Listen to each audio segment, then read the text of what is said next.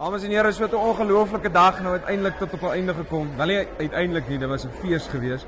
Hier agter my staan die groot kampioene van die ramme kategorie. Kom ons gaan luister 'n bietjie in.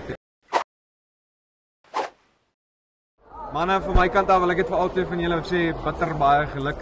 Ek weet om 'n ram kategorie te wen en die groot kampioen te wees beteken ongelooflik baie. So verduidelik vir 'n bietjie Howard, hoe lyk die planne nou van hier af?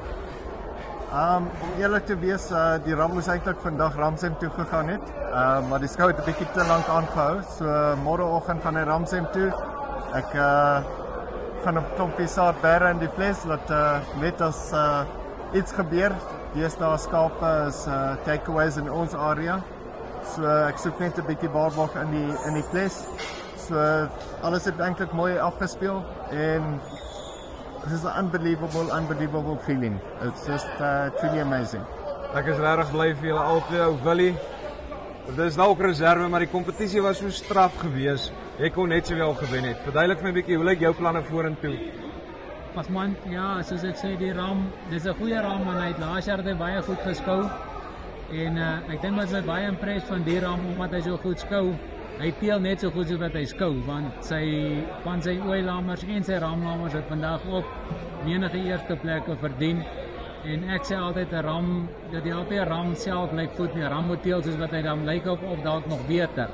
En dis wat vir my, hy's nou 2 jaar ouer as wat hy was. Maar ek is tevrede met hom en ek gaan hom nog hard gebruik in die kudde. En ja, soos ek sê, ek hoop maar ons kan bietjie saad leer en hom weer in die toekoms gebruik, want dis beproefde genetika, dink ek, wat werk. Ja, ek stem 100% saam. Weer eens baie geluk met julle beeste met kort bene. Ongelooflike groot goed gewees die. En ja, sterkte met die toekoms. Mag dit goed gaan op die veilings en eerlikwaar sien hulle volgende jaar weer hierso. Baie dankie.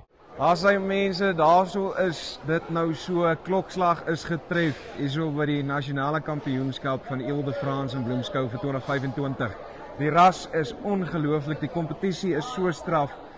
Ek stel definitief voor, kom volgende jaar hiernatoe, want dit is eerstens 'n belewenis, dis 'n gesin en dit maak alles op die einde van die dag die moeite werd om die werklike resultate van jou produk te kan sien. Dit is Farm Spice oor en uit.